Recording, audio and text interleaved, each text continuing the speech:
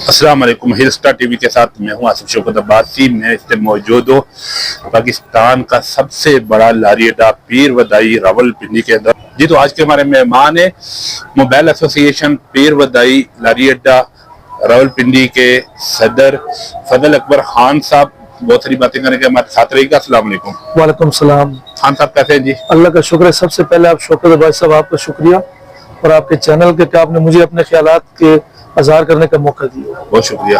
अच्छा सर जी, क्या समझ रहे हैं यहाँ पे? सबसे पहले ताजुर के मसाइल क्या है उस पर भी बात करेंगे, लेकिन कुल दुकानें कितनी हैं जिनके आप सदर हैं? अल्हम्दुलिल्लाह हमारे तो मरकजी यूनियन वहाँ के मेन रोड पे उदाई के हाजी सैफुल्लाह खान सदर है। पहले मैं उनकी बात करूंगा। तकरीबन 770 दुकानें मेन रोड की ना, ठीक है, कब्रिस्तान से लेके मंडी मोड़ तक। और ये जो हमारी मोबाइल एसोसिएशन है इनमें तकरीबन 4 प्लाजे हैं और दुकानें 150 के करीब है, ठीक है। और कुल मिला के 4 प्लाजे भी और 7 और भी दुकानें जो हमारे सामने हमजा मोबाइल है, इस तरह की लाइन है, ABCD ब्लॉक है, तो तकरीबन ये 150 के करीब दुकानें बन जाती है, ठीक है। अच्छा 150 दुकानों के सदर जी। यहाँ पे ताजुर के मसाइल क्या है? यहाँ पर मेन मसला तो भाई साहब ताजुर के तो बहुत सारे मसाइल है, लेकिन जो गिने चुने मसाइल मैं उनका जिक्र करूंगा। सबसे पहला मसला तो ये कि हमारे आजकल जो तजावुजात के खात्मे के नाम से चल रहा है मसला, करंट इशू यही है। तो ठीक है, तजावुजात के खिलाफ ऑपरेशन भी किसी हद तक दुरुस्त है, हम 100% उनको गलत नहीं समझते हैं, लेकिन एक छोटा सा मुतालबा है हम दुकानदारों का कि आप लोग हुकूमत से हमारा मुतालबा है, खास तौर पर CM मरियम नवाज साहिबा से, कि आप जो तजावुजात के खिलाफ ऑपरेशन कर रही है हमें कम से कम 4 फुट तक शेड की और काउंटर रखने की इजाजत दी जाए। क्योंकि जब बारिश होती है या धूप पड़ती है तो दुकानदारों का कीमती सामान खराब होने का डर होता है। अभी जो रिसेंटली ऑपरेशन हुआ है तजावुजात के खिलाफ, तो जो आया था यहाँ पर इंस्पेक्टर, उससे मेरी बात हुई है, तो उनसे मैंने यही दरखास्त की है कि आप शटर तक कह रहे कि सब कुछ खत्म करे, शेड भी खत्म करे और काउंटर भी खत्म करे, तो ये तो नामुमकिन है। कम से कम 4 फुट तक हमें इजाजत दी जाए। नहीं, जो 4 फुट आप मांग रहे हैं, ठीक है, वो अपनी दूध से बाहर मांग रहे हैं ना, मलकियत से बाहर मांग रहे हैं ना? नहीं, हमारी दूध से बाहर तो इसलिए नहीं है कि हमने अपनी पार्किंग छोड़ी हुई। तकरीबन हमारा ये जो फिरोज मोबाइल प्लाजा है, ठीक है, ये अभी इस वक्त नाली से, जो मेन रोड के किनारे पे नाली होती है, उससे 20 से 22 फुट अंदर है। तो हम लोगों ने अपनी पार्किंग छोड़ी हुई, हमारा अपना एरिया है, उसमें 4 फुट इतना मानी नहीं, तो हमने तो 20-22 फुट छोड़ा हुआ है। अच्छा, रोड के लिए छोड़ा? जी जी, रोड के लिए हमने छोड़ा हुआ है। उसके आगे फुटपाथ है, फुटपाथ से भी अंदर काफी सारी स्पेस मौजूद है। मैं ये चाहता हूँ कि रोड नहीं मांग रहे हम आपसे, ठीक है, जो साइड एरिया हमने अपना छोड़ा उसमें से हमें 4 फुट तक शेड की इजाजत दी जाए, ठीक है। तो इसमें यहाँ पे ताजियों का एहतजाज वगैरह भी किया नहीं? फिलहाल तो एहतजाज इसलिए नहीं किया कि अभी तो नया नया काम शुरू हुआ है। अभी राजा बाजार का भी वो पेडेस्टल बना है, तो ये भी एक अच्छी बात है। उसमें भी चंद रास्तों की बंदिश हुई। मलिक शाह गफूर पराचा साहब ने भी एहतजाज का अंदिया दिया, लेकिन फिलहाल कोई एहतजाज नहीं हुआ। अच्छा, ये जो आपकी यूनियन बनी है कब बनी है? आपका इलेक्शन कब हुआ है? ये जो हमारी यूनियन बनी है तकरीबन सितंबर में हमारी यूनियन बनी है। उससे पहले की बनी थी, लेकिन बाकायदा हमारा इलेक्शन सितंबर में हुआ है। 2024? जी 2024 में मोबाइल यूनियन की बात कर रहा हूँ, ठीक है। और इसमें हमने बाकायदा एक जमहूरी तरीके से हम लोगों ने एक इलेक्शन कमीशन बनाया, ठीक है। उससे पहले जनरल बॉडी का इजलास हुआ, उसमें तमाम जो 150 के करीब मोबाइल के दुकानदार हैं उनको हमने इकट्ठा किया, एक जगह पर मीटिंग बुलाई, उनसे उनके मसाइल पूछे। और हाजी सैफुल्लाह खान जो हमारे इस टाइम मोबाइल यूनियन के ग्रुप लीडर भी हैं और हमारे मरकजी सदर भी हैं, और इसी तरह शेख कैसर फिरोज हमारे जो सरपरस्त आला है, और भी मुअज़्ज़िज़ीन यहाँ पर इकट्ठे हुए हमारे दुकानदार भाई, उन्होंने मुश्तरका तौर पर एक दिन रखा। उस दिन कागजात नामजदगी जमा करवाने थे इलेक्शन कमीशन के पास, लेकिन चूंकि कोई आया नहीं मुकाबले में मोबाइल यूनियन से, हमारी अपनी मोबाइल यूनियन है, तो सब लोगों ने एतमाद का इजहार किया, तो बिला मुकाबला मुंतखब किया। माशाल्लाह, बड़ी बात है। जी जी, बिला मुकाबला।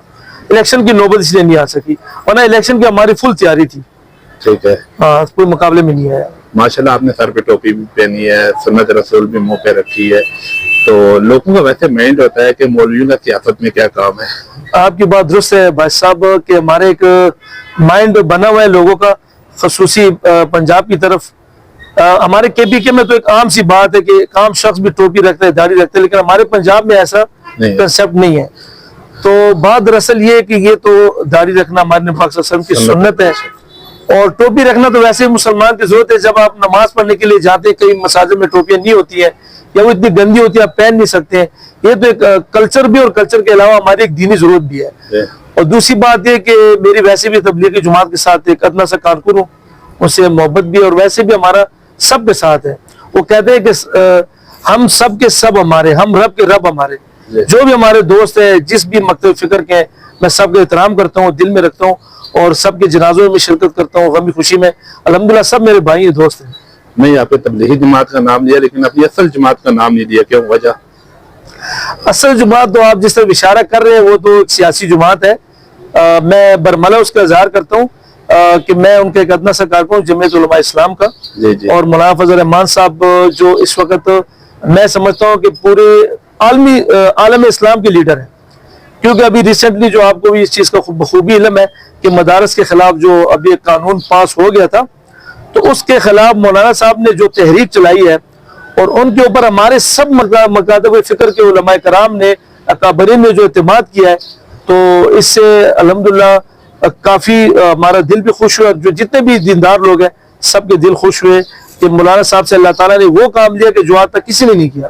یعنی مدارس ایکٹ جو ترمیم تھا وہ بھی ختم ہو گیا, اور اس کے بدلے میں انہوں نے وہ ترمیم لیا ہے کہ اس سے سابقہ بھی ریموو ہو گیا, اور مزید بھی اس پہ اصلاحات آ گئی. مولانا کی کارکردگی سے کس قدر مطمئن ہے, ان کی پالیسیوں سے؟